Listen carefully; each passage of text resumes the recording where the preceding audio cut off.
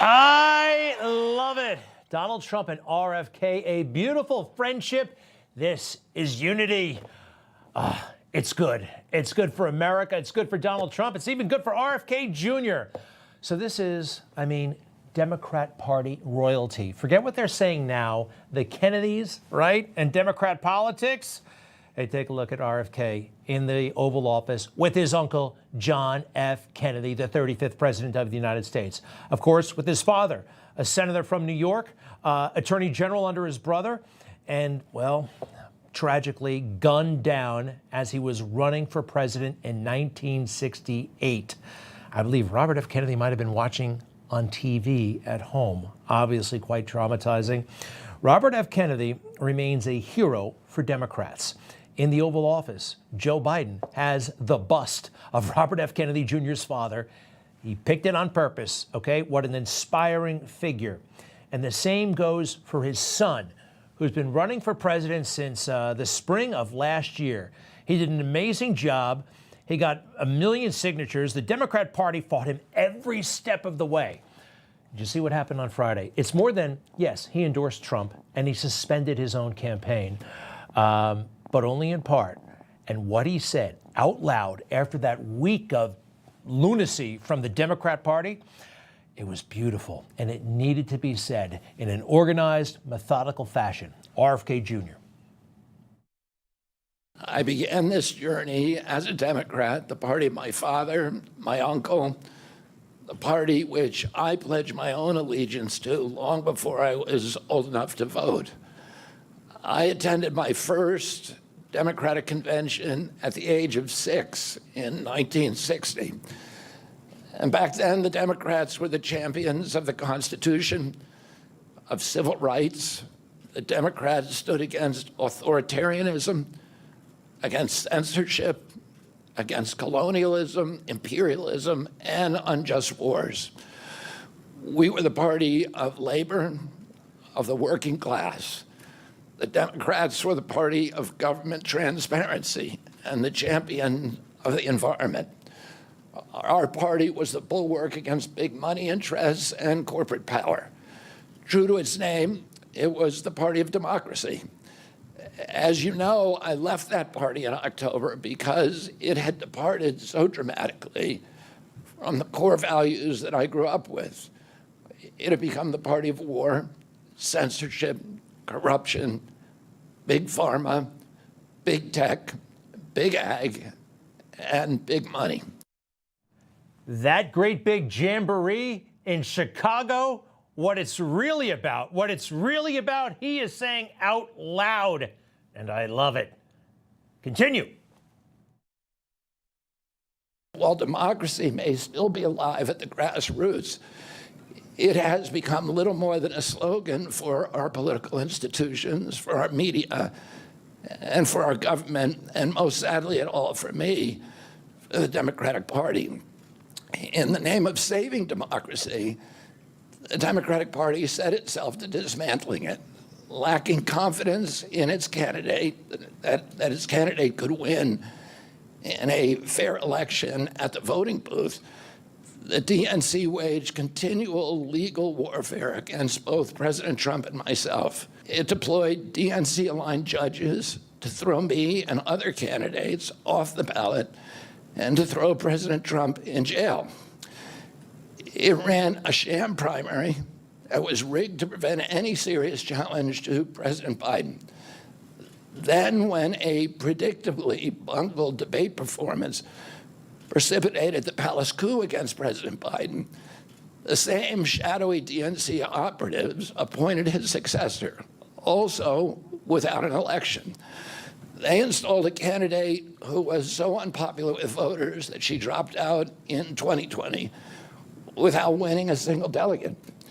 My uncle and my father both relished debate. They prided themselves on their capacity to go toe-to-toe with any opponent in the battle over ideas. They would be astonished to learn of a Democratic Party presidential nominee who, like Vice President Harris, has not appeared in a single interview or an unscripted encounter with voters for 35 days. This is profoundly undemocratic. How are people to choose when they don't know whom they are choosing? A lot of us have been saying this for a long time, right? Conservative media. But it's fantastic to see someone of his ilk, right? Of his lineage, Democrat, right? The royal family of America saying this stuff out loud. And you should have seen the fake news. They were panicking. They got out of this press conference real quick on Friday. He continues, of course, and we're letting this breathe, okay? Because it's important. Instead of showing us her substance and character, the DNC and its media organs engineered a surge of popularity for Vice President Harris based upon, well, nothing. No policies, no interviews, no debates, only smoke and mirrors and balloons in a highly produced Chicago circus. Engineered a surge of popularity. I love that, a surge of popularity, because it's all artificial, like based on nothing, balloons, nonsense. It's all a trick. It's a hoax. It's another hoax. Keep going, sir. How did the Democratic Party choose a candidate that has never done an interview or debate during the entire election cycle? We know the answers. They did it by weaponizing the government agencies. They did it by abandoning democracy. They did it by suing the opposition and by disenfranchising American voters. What most alarms me isn't how the Democratic Party conducts its internal affairs or runs its candidates. What alarms me is the resort to censorship and media control and the weaponization of the federal agencies. Yes, absolutely. And the media went along with it. They're going along with it. Fascinating. A little bit more from the great Robert F. Kennedy. Our television networks expose themselves as Democratic Party organs over the course of more than a year in a campaign where my poll numbers reached at times in the high 20s. The DNC-aligned mainstream media networks maintain a near perfect embargo on interviews with me. During his 10-month presidential campaign in 1992, Ross Perot gave 34 interviews on mainstream networks. In contrast, during the 16 months since I declared, ABC, NBC, CBS, MSNBC, and CNN combined gave only 2 live interviews from me. You know, I remember some of those Ross Perot interviews in 1992. Maybe you do too. Katie Couric, Larry King, he was everywhere. And we had a somewhat healthy media ecosystem.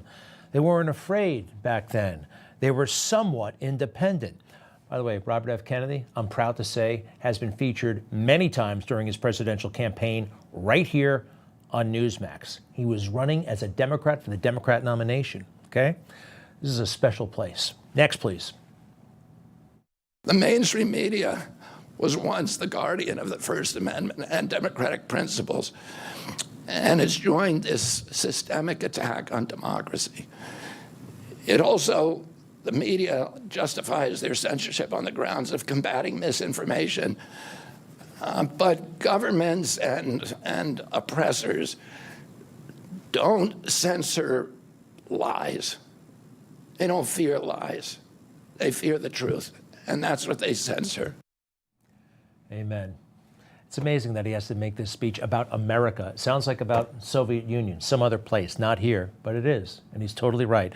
Now, I think this is where he gets into one of his key messages, which I think is fantastic, and it could be a major game changer that, well, he did this, endorsed Trump, and has these concerns about health, chronic disease in Americans, especially children.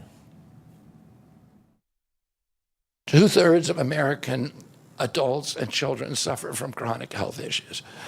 50 years ago, that number was less than 1%. So we've gone from 1% to 66%. Half of Americans have prediabetes or type 2 diabetes. When my uncle was president and I was a boy, Juvenile diabetes was effectively non-existent. A typical pediatrician would see one case of diabetes during his entire career, a 40 or 50-year career. Today, 1 out of every 3 kids who walks through his office door is diabetic or pre-diabetic. And the mitochondrial disorder that caused diabetes also causing Alzheimer's, which is now classified as diabetes. And it's costing this country more than our military budget every year. Did you know that? I did not know that. And I looked it up. He's right. It's incredible. Absolutely incredible. And speaking of our military,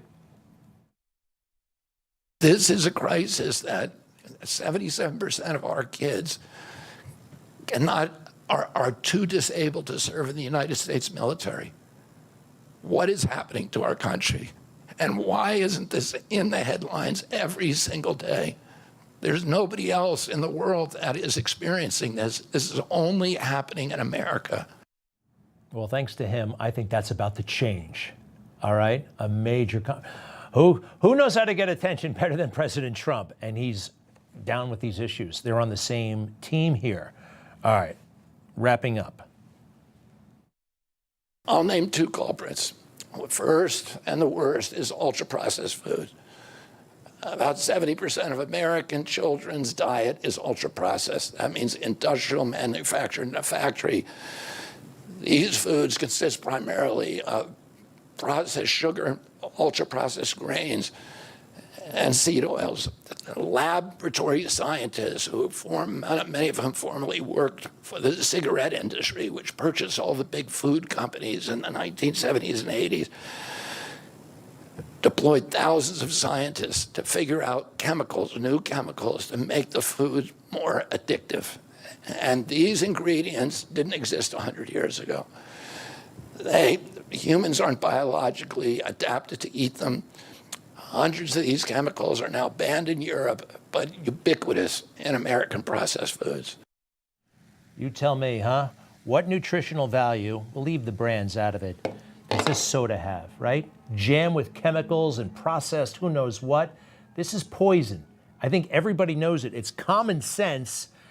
And according to that man and a lot of other, not actually too many experts, they're actually a precious few, but I think they're right and they're enlightened. He's a hero. He's incurring a tremendous cost, personal cost, financial cost, and he did it anyway for the country. Good for him. To be continued, sir.